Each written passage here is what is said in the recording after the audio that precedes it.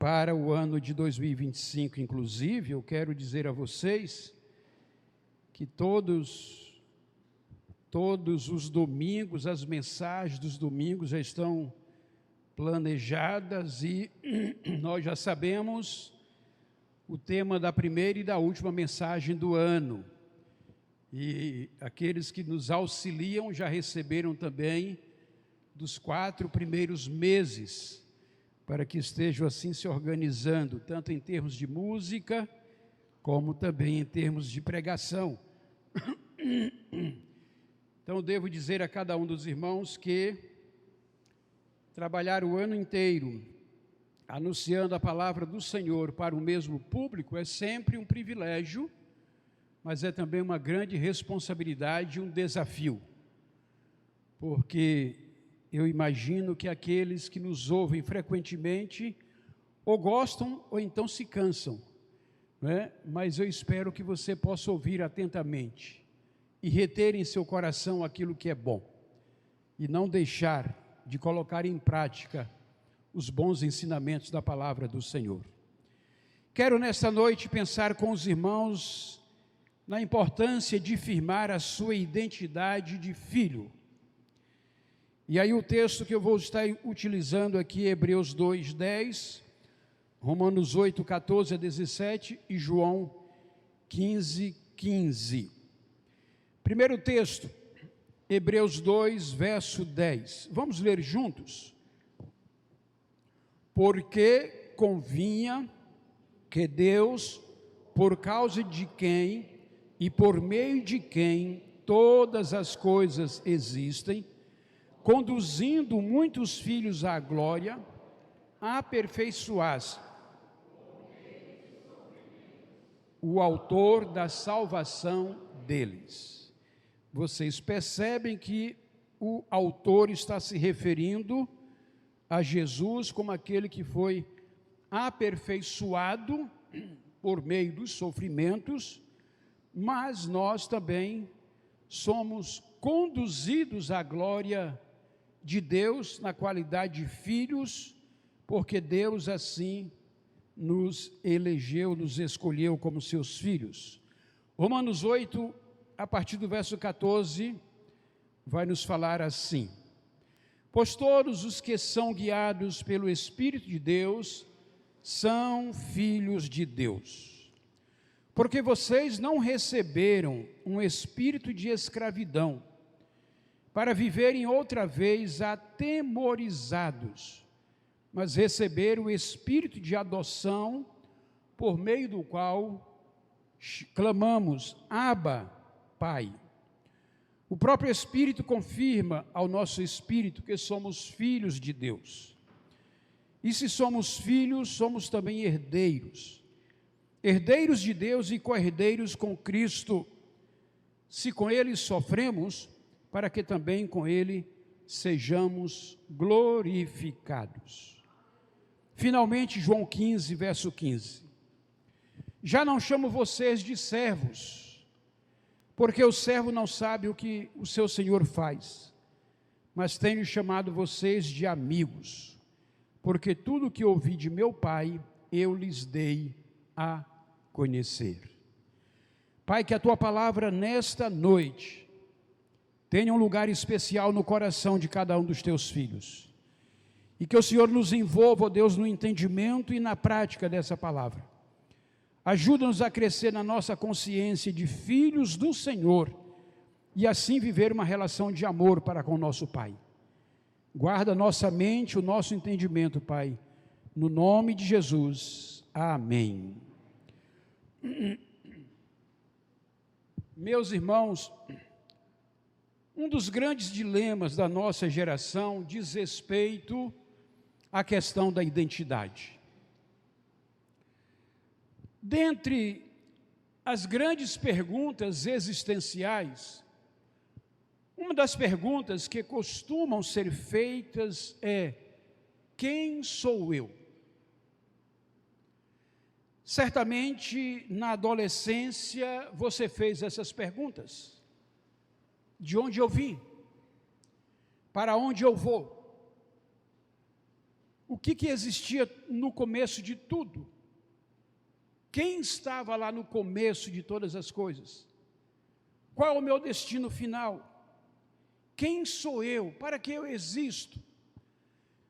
Essas são algumas perguntas existenciais que fazem parte da realidade do ser humano, que muitas vezes faz com que o ser humano se pergunte e lance questões que o provocam uma busca de sentido para a sua vida. Além de questões milenares como essas, a moral da sociedade moderna tem levado o adolescente, e pior ainda, tem levado as crianças a fazerem de uma forma precoce uma pergunta que até alguns anos atrás não pairava no imaginário de um adolescente ou de uma criança. E a pergunta é: o que sou eu? Essa pergunta, até algum tempo atrás, não pairava na mente dos adolescentes e das crianças, mas hoje elas estão fazendo a si mesmas essa pergunta: o que sou eu? Alguns nascem homem, mas se veem mulher. Há outros que nascem mulher e se veem homens. Temos aqueles que se veem identificados como animais. São os Therians, um termo que entra no nosso linguajar a partir dessa realidade. São indivíduos que acreditam ou sentem que eles são animais não humanos em um sentido espiritual. Também há outros que afirmam ter uma conexão psicológica ou neurobiológica, ao invés de espiritual, com a espécie animal específica. Aliás, eu vi esta semana uma resposta de uma mãe a quem teria sido feita a seguinte pergunta: se a sua filha ou o seu filho chegasse para você e dissesse que é um Therian, o que você faria? Entendendo que Therian é aquelas pessoas que se percebem como animais. A mãe diz: eu daria todo o apoio. A minha filha querida, amada, em quem eu investi toda a minha vida, eu daria todo o apoio a ela. Eu iria pesquisar o tipo de animal que ela se identifica. É o quê? Uma onça? Um leão? Um gato? Um cachorro? Um coati? Imagina que ela se identifica com um coati. Eu ia pegar as coisas dela e ia colocar na floresta. Ela ia comer frutas, ela ia comer insetos, de vez em quando ela ia cavar o lixo, porque os coatis fazem isso. Eu daria todo o apoio à minha filha e deixaria ela lá. Ela ia viver no seu habitat. Parece uma coisa cômica, mas foi exatamente isso que aconteceu em uma cena do filme Som da Esperança, a história de Possum Trot. Esse filme retrata a experiência de um casal, um pastor e a sua esposa, em que ela queria adotar uma criança. Em princípio, ele não queria adotar, mas como em todo lar é a mulher que manda em casa, ela conseguiu convencer o marido a que aquele esposo adotasse uma criança. E eles procuraram então o setor que tinha crianças para serem adotadas. Era uma pequena igreja no interior do Texas, e esse é um fato real, o filme retrata uma história real. E lá chegando, eles encontram várias crianças, e eles resolvem adotar uma criança. E eles escolhem adotar a criança que era uma adolescente já mais difícil, que já havia sido adotada por várias famílias e devolvidas porque ela era muito difícil. E eles adotam aquela menina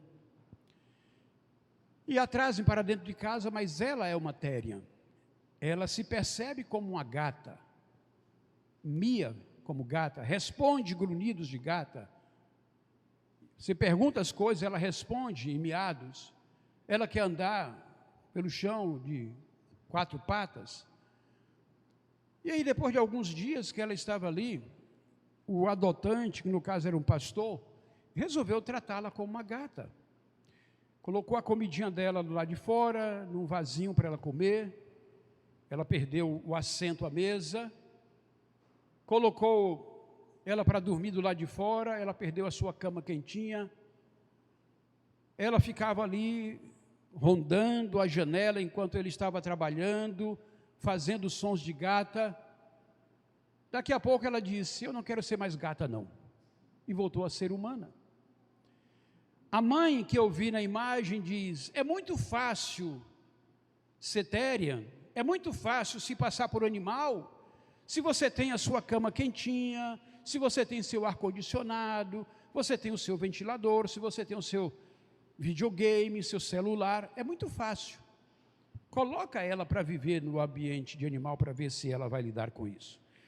O fato é que aquele filme conseguiu sensibilizar aquela igreja e cerca de 22 famílias adotaram 77 crianças e foi uma revolução e aquilo se tornou um movimento mundial para a adoção de crianças. Som da Esperança, um filme que retrata uma história real que vale a pena assistir e eu recomendo aos irmãos. A psiquiatria vai usar o termo disforia de espécie para falar daquelas pessoas que estão desconectadas da sua visão corporal, do modo como elas se percebem, aquilo que diz respeito ao modo como elas se autodeclaram animal. Então isso vai ser algo que é classificado como uma disforia de espécie. De forma que refletir sobre identidade em um tempo como este se faz oportuno e se faz necessário, porque vivemos uma sociedade em que os valores cada vez mais estão sendo negados e o ridículo está sendo aplaudido, está sendo valorizado. Quando nós afirmamos, firmando sua identidade de filho, o que afinal se quer dizer? Primeiro, o que entendemos por identidade? Segundo, o quão consciente nós estamos de quem somos no mundo espiritual? E terceiro, o que esperar de uma identidade que está firmada em Cristo? O que entendemos por identidade? A palavra tem vários significados. Documento de identificação, como a carteira de identidade, todo mundo tem. Conjunto de características que identificam uma pessoa, como nome, data de nascimento, sexo, filiação, impressão digital. A semelhança em que há ou expressa similaridade, a relação de conformidade, o modo como as pessoas se identificam uma com as outras, igualdade, qualidade ou particularidade do que é idêntico, enquanto um conjunto de características que distingue um indivíduo de outro, um grupo de outro, ou uma civilização de outra, a identidade é um conceito que vai atravessar a sociologia, a antropologia, a história, o direito e outras áreas do conhecimento.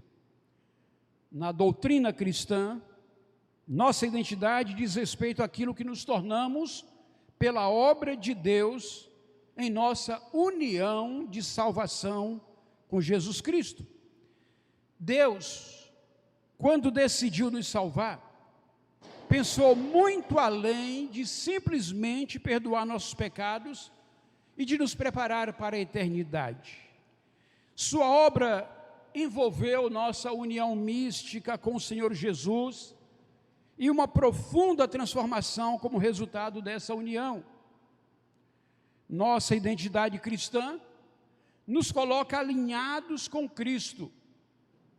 Isso significa dizer que o cristão deve buscar ser parecido com Jesus, tanto em seu pensamento, como no seu comportamento, como nas suas práticas, naquilo que ele nos ensinou. Isto por si só, meus irmãos, já nos oferece um roteiro para que leiamos o Novo Testamento com essa perspectiva. Qual a identidade de Jesus que aparece aqui, que é esperado de um cristão, que é esperado de um discípulo? Se você faz a leitura do Novo Testamento com essa visão, você consegue então identificar muito daquilo que o Senhor espera de cada um de nós enquanto seus discípulos. O que a Bíblia indica ter sido a identidade de Jesus? Nossa identidade cristã nos leva a ser semelhantes a Cristo.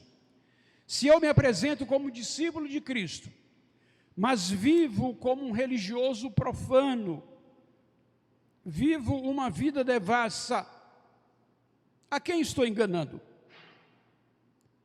A mim mesmo. Ao Senhor não se engana. Ele conhece a cada um de nós, mesmo antes do pensamento chegar. Então não há como enganar o Senhor. Mas o auto-engano é perfeitamente possível. Pessoas que vivem uma relação de santidade na igreja, mas lá fora faz e acontece. Não está nem aí para o testemunho cristão. Essas pessoas depõem contra a identidade dos discípulos de Jesus. Se somos filhos, diz a Bíblia, somos herdeiros, herdeiros de Deus e co-herdeiros com Cristo, se com Ele sofremos, para que também com Ele sejamos glorificados. O quão conscientes nós estamos de quem somos em Cristo? A identidade em Cristo, meus irmãos, é a consciência de quem somos em Deus, de onde viemos e para onde vamos. É o reconhecimento de que somos criados à imagem e semelhança de Deus, que somos amados, somos aceitos e perdoados por Ele, que somos chamados e capacitados por Ele para cumprir o seu plano e o seu propósito. A identidade de Cristo é diferente da nossa identidade natural. Nossa identidade natural é baseada nas nossas características físicas, sociais, culturais, psicológicas. A nossa identidade natural, ela pode mudar ao longo da vida. Ela pode ser influenciada pelo ambiente, pelas circunstâncias, pode ser afetada pelo pecado, pelo inimigo. Introduzimos essa palavra mostrando as pessoas que querem viver uma identidade diferente daquela com que elas nasceram. Então, elas podem mudar, influenciada por todos esses fatores. Mas perceba como seria estranho se de repente Conceição, que se identifica como Conceição, que tem o nome de Conceição, chegamos aqui e começamos a chamá-la de Josefa. Ela não ia se perceber no nome Josefa, porque a identidade, além das características, ela descreve algo que vai além. Diz respeito àquilo que nos constitui enquanto ser. Às vezes você não gosta do seu nome, mas você, quando se apropriou desse nome, você quer ser identificado por ele. Você não aceita que alguém te chame por um outro nome, porque além das características físicas, a identidade diz respeito àquilo que nos constitui em termos de essência, em termos de ser propriamente dito. A nossa identidade espiritual, por outro lado, ela é diferente, ela é eterna, ela é imutável, ela é inabalável. Ela não depende do que fazemos ou deixamos de fazer, do que temos ou não temos, do que os outros pensam ou dizem de nós. Ela depende apenas do que Deus fez por nós em Cristo Jesus. A Bíblia nos ensina que quando recebemos a Cristo como nosso Senhor e Salvador, nós nascemos de novo. Nós morremos para a velha vida, a velha natureza pecaminosa, e recebemos uma nova natureza divina. E isso, no nosso caso, é simbolizado pelo batismo por imersão. Quando a pessoa é imergida, ali está se anunciando: aqui se sepulta a velha natureza que um dia dominou essa pessoa. Quando ela emerge da água, levanta para dizer: estou agora pronto para viver a nova natureza espiritual que sou em Cristo Jesus. Nós nos tornamos novas criaturas em Cristo. A Bíblia diz, portanto, se alguém está em Cristo, nova criatura é. As coisas velhas já passaram, eis que tudo se fez novo. 2 Coríntios 5,17.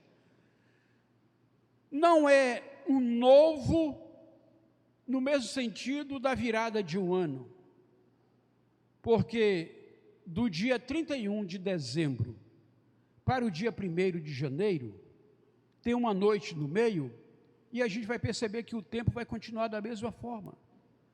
Não vai ter nenhuma mudança mágica. Mas a nova natureza espiritual, quando nós a sepultamos e nascemos de novo, o Senhor vai fazendo uma reformulação no ser que somos. Aquele que mentia, aprende que a mentira é pecado e já não vai mentir mais. Aquele que roubava, entende que o roubo é pecado e já não vai roubar mais. Aquele que adulterava, não adultera mais. Aquele que profanava, já não profana mais. Há uma mudança interior, porque essa pessoa recebe o Espírito Santo, que testemunha com o nosso espírito que agora somos filhos de Deus, e as obras da carne não são mais compatíveis com essa nova natureza. Isso significa, meus irmãos, que nós temos uma nova identidade em Cristo. Se alguém está em Cristo, nova criatura é. Nós somos filhos de Deus, herdeiros de Deus, co-herdeiros de Cristo. Nós somos cidadãos do céu, embaixadores de Cristo na terra. Nós somos santos, justos, livres, abençoados, vitoriosos, mais do que vencedores em Cristo Jesus.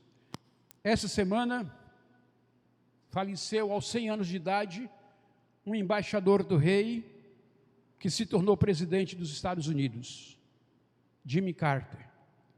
Faleceu aos 100 anos.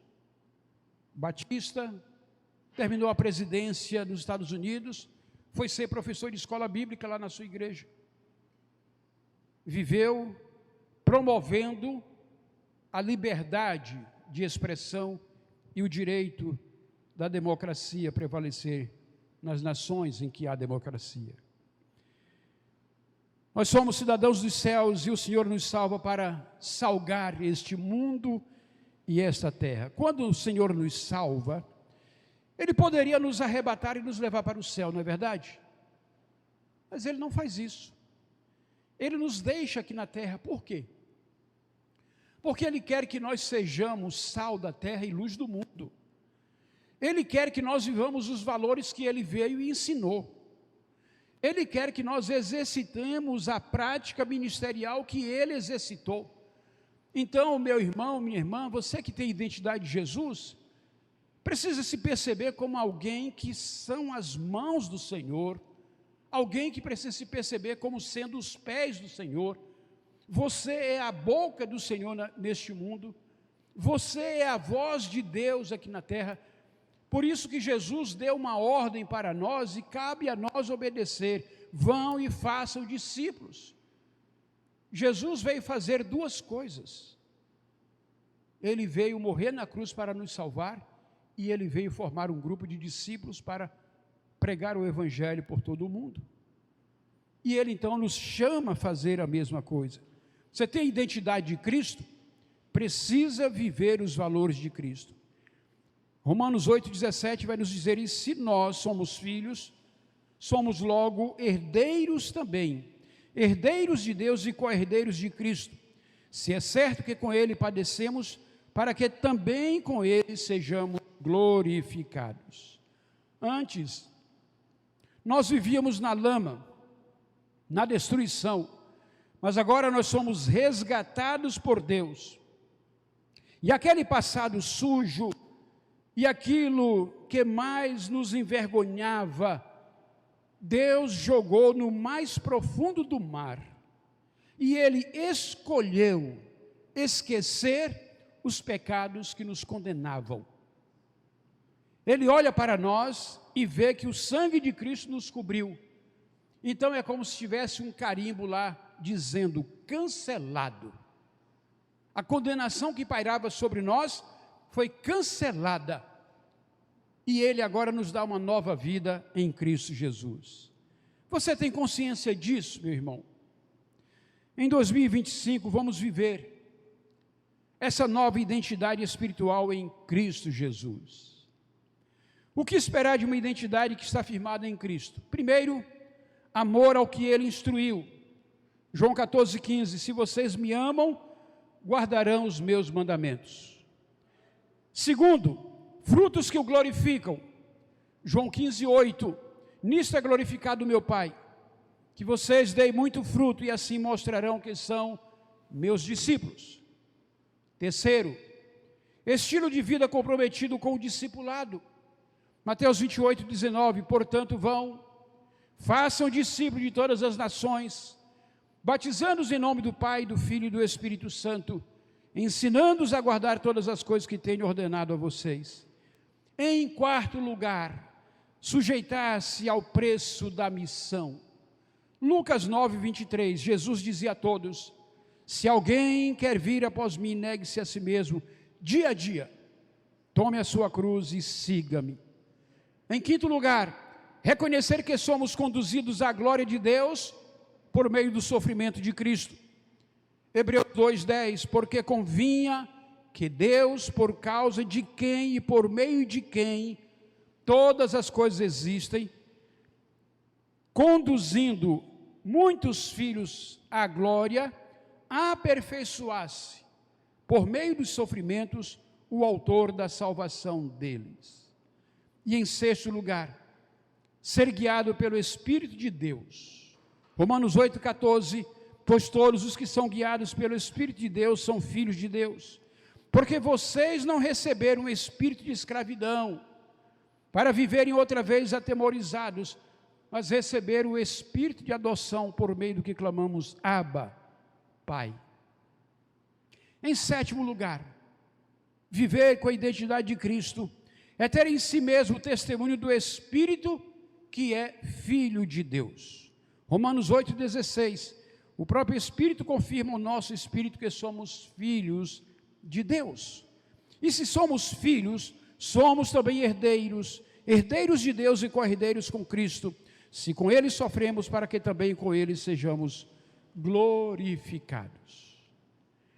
Quem tem sua identidade firmada em Cristo, já não é tratado como servo, mas como amigo, porque Jesus nos deu a conhecer tudo aquilo que Ele ouviu de Deus, o Pai.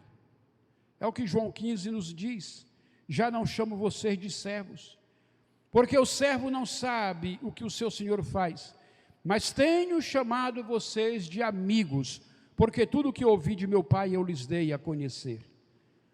Nossa identidade é de servos ou de filhos? A maioria dos discípulos de Jesus, incluindo muitos pastores, tem mais a identidade de servos do que de filhos de Deus.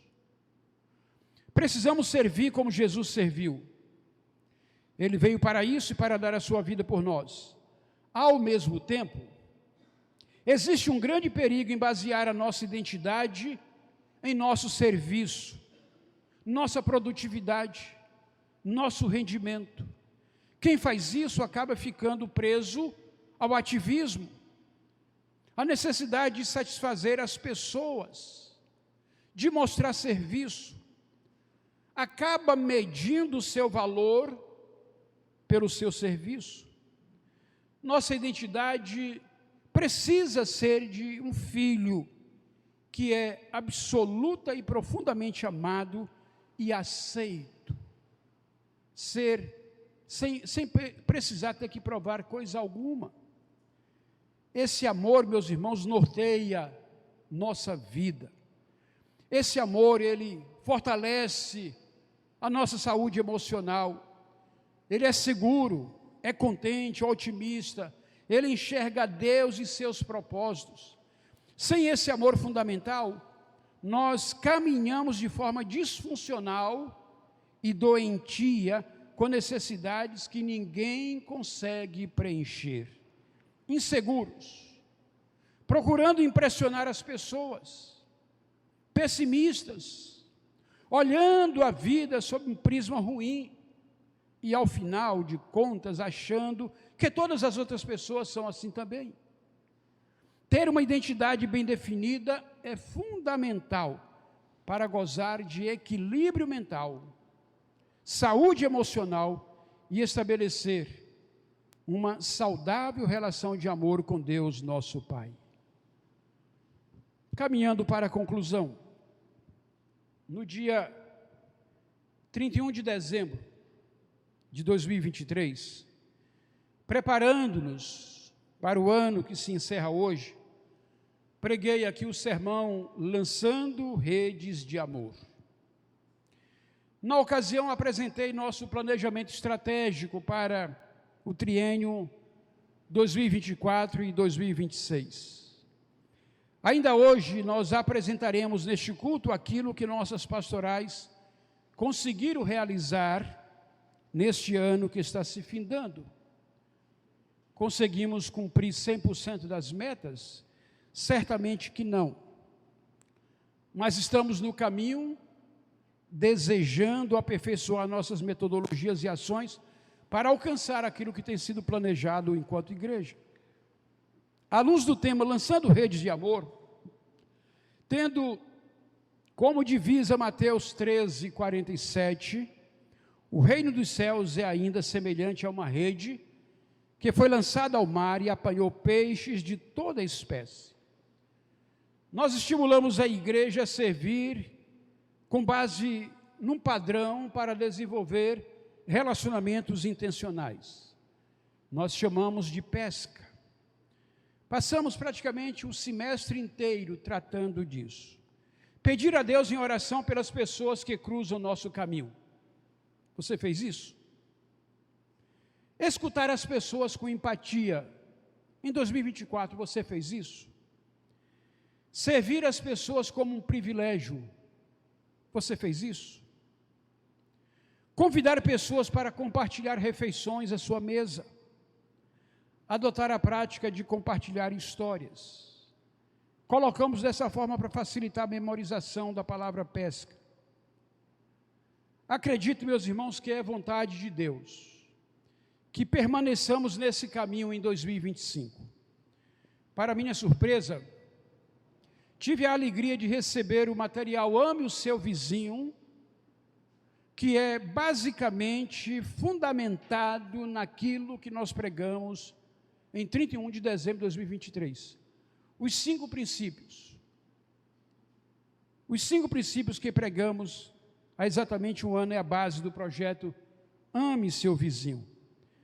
Então, quando eu conclamo a igreja para em 2025 abraçar a campanha Ame o Seu Vizinho, não estou lhe chamando para fazer nada que você não conheça. Não estou lhe desafiando para fazer nada naquilo que você não tenha sido capacitado ao longo do ano. Se você não abraça o projeto Ame o Seu Vizinho, é mais um ato de negligência para com a ordem do Senhor de fazer discípulo, que você vai prestar contas a Deus. A mim, enquanto seu pastor, me compete apresentar, encorajar e estimular você. Mas a escolha e a decisão de abraçar ou não é sua.